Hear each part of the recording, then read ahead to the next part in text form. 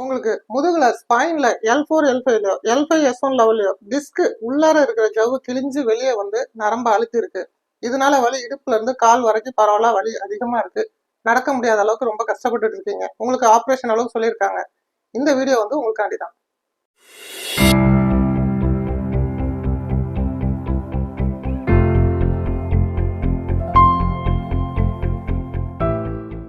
Hello everyone, நான் doctor Yesudas, Shalom physiotherapy, Tiruvannamalai.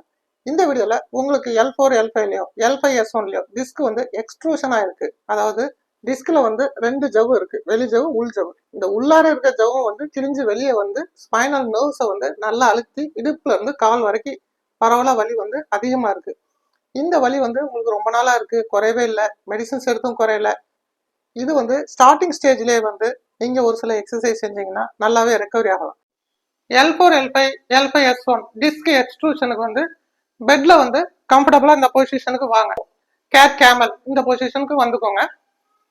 உங்களோட shoulder ஹைட்டுக்கு ஈக்குவலா வந்து கை சப்போர்ட்டா இருக்கணும். அதே போல உங்க ஹிப்புக்கு ஈக்குவலா முட்டி வந்து ஸ்ட்ரைட்டா இருக்கணும்.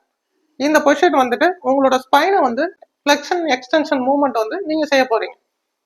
ஹோல் ஸ்பைனுக்குமே வந்து நீங்க செய்யணும். இப்போ வந்து முதுகை நல்லா மேல தூக்குங்க, தலையை நல்லா கீழே குனிங்க, ஆர்ச் வந்து நல்லா மேல இந்த மாதிரி வரணும்.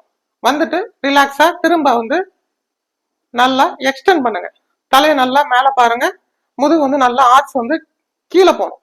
இந்த பொசிஷன் வந்து ரிப்பீட்டடா செய்யுங்க. மேல வர்றது வந்து கேமல் பொசிஷன் சொல்லுவோம். அதுக்கப்புறம் கீழே வாங்க. இப்போ வந்து முதுகு வந்து நல்லா கீழ் நோக்கி வளையுது. இது வந்து கேட் பொசிஷன் சொல்லுவோம். இந்த பொசிஷன் ஆஃப் எக்ஸசைஸ் வந்து நீங்க வந்து ஒரு 8ல இருந்து ஒரு 10 தடவை வந்து 2 times a day வந்து செய்யுங்க. இதே பொசிஷன்ல அடுத்தது வந்து காலை வந்து கிக் பண்ணுங்க ஸ்ட்ரைட்டா. இது வந்து ஒரு 5 ரிப்பீட்டேஷன் வந்து இந்த காலுக்கு செய்யுங்க. ஸ்லோவா செய்யுங்க, ஸ்பீடா செய்யாதீங்க. இந்த காலுக்கு செஞ்சதுக்கு அப்புறம் அடுத்தது இந்த காலுக்கும் வந்து ஒரு 5 ரிப்பீட்டேஷன் வந்து செய்யுங்க. இதுவும் வந்து 2 times a day வந்து செய்யுங்க. உங்களுக்கு எப்போ கம்ஃபர்டபுளா டைம் இருக்கோ அப்பெல்லாம் செய்யுங்க.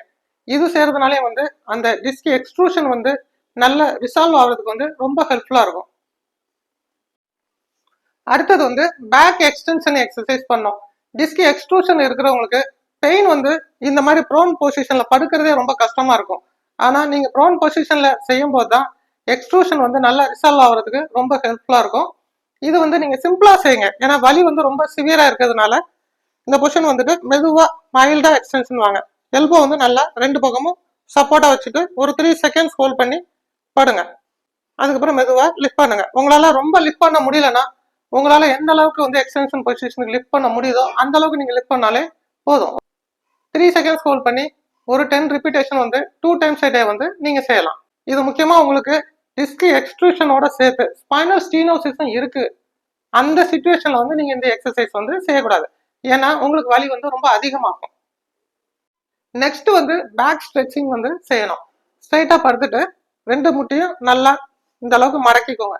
ரொம்ப நல்லா மடக்கிக்கணும். ரொம்ப பாதியாகவும் இருக்கக்கூடாது, ரொம்ப க்ளோஸராகவும் மடக்க வேண்டாம். உங்களுக்கு மடக்கும் போது பேக்ல வந்து பெயின் எதுவும் அதிகமாகாத அளவுக்கு முட்டையை வந்து மடக்கிக்கோங்க. மடக்கிட்டு நல்லா லெஃப்ட் சைடு வந்து சாயுங்க. இது வந்து ஒரு 5 seconds ஹோல்ட் பண்ணுங்க, ரிலாக்ஸ் பண்ணிட்டு திரும்ப ரைட் சைடு சாயுங்க.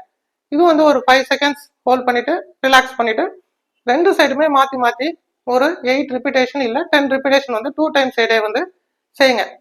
இது செய்யறதுனால உங்களுக்கு ஸ்பைன்லயும் ஹிப் ஜாயிண்ட்லயும் இருக்கிற டைட்னஸ் நல்லா குறையும், பெயின் வந்து நல்லா குறையும். இந்த ஸ்ட்ரெச்சிங் எக்ஸசைஸ் வந்து நீங்க காலையில எந்திரிக்கிறதுக்கு முன்னாடியே செஞ்சீங்கன்னா உங்களுக்கு ரொம்ப பெயின் ஃப்ரீயா உங்களால எந்திரிக்க முடியும். உங்களோட கோர் மசில் ஸ்ட்ரென்தனிங் ஆகிறதுக்கும் ஸ்பைனல் அலைன்மெண்ட் கரெக்டா ஆகிறதுக்கும் டெட் பக் எக்ஸசைஸ் வந்து செய்யணும். ஸ்ட்ரைட்டா படுத்துக்கோங்க, ரெண்டு கையும் வந்து ஸ்ட்ரைட்டா மேல தூக்குங்க, ரெண்டு முட்டையும் வந்து 90 degrees வச்சுட்டு குதிகாலால வந்து பெட்டை டச் பண்ணுங்க. இது வந்து ஒரு காலுக்கு வந்து ஒரு 5 ரிப்பீட்டேஷன் செய்யுங்க. அடுத்த காலுக்கு வந்து ஒரு 5 ரிப்பீட்டேஷன் வந்து செய்யுங்க.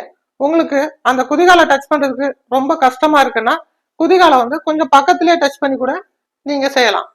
இது செய்யறதுனால கோர் மசில்ஸ் வந்து நல்லா ஸ்ட்ரென்தனிங் ஆகும், பேக்ல இருக்க ஸ்பைனல் அலைன்மெண்ட் வந்து நல்லா கரெக்ட் ஆகும். இது வந்து ரெண்டு காலுக்குமே வந்து ஒரு 10 ரிப்பீட்டேஷன் வந்து 2 times a day வந்து நீங்க செய்யலாம். உங்களுக்கு L4 L5லயோ L5 S1லயோ டிஸ்க் வந்து எக்ஸ்ட்ரூஷன் ஆயிருக்கு, உங்களால் வலி பொறுக்கிற அளவுக்கு இருக்குன்னா இப்போ நான் சொன்ன எக்ஸசைஸ்லாம் வந்து செய்யுங்க. உங்களுக்கு எக்ஸசைஸே செய்ய முடியல, வலி ரொம்ப சிவியராக இருக்குது, மெடிசின்ஸ்க்கும் வந்து உங்களுக்கு ரெஸ்பான்ஸ் இல்லை, உங்களுக்கு ஆப்ரேஷன் அளவுக்கு இருக்குது அப்படிங்கிற மாதிரி சொல்லியிருக்காங்கன்னா, இது என்னோட வாட்ஸ்அப் நம்பர் தான். இந்த நம்பருக்கு உங்களோட எம்ஆர்ஐ ரிப்போர்ட்ஸ் அனுப்பி வைங்க. எங்ககிட்ட அப்பாயின்மெண்ட்ஸ் கன்ஃபார்ம் பண்ணிட்டு வாங்க. ஃபிசியோதெரப்பியில் நிறைய அட்வான்ஸ் ட்ரீட்மெண்ட்ஸ் வச்சுருக்கோம். அது மூலயமா உங்களுக்கு அந்த எக்ஸ்ட்ரூஷனை வந்து நல்லா ரிசால்வ் பண்ணுறதுக்கும் பெயினை வந்து நல்லா குறைக்கிறதுக்கும் திரும்ப பெயின் வந்து உங்களுக்கு வராத அளவுக்கும் நாங்கள் சில எக்ஸசைஸ் ப்ரோட்டோகால்ஸும் சொல்லித்தருவோம். தேங்க்யூ.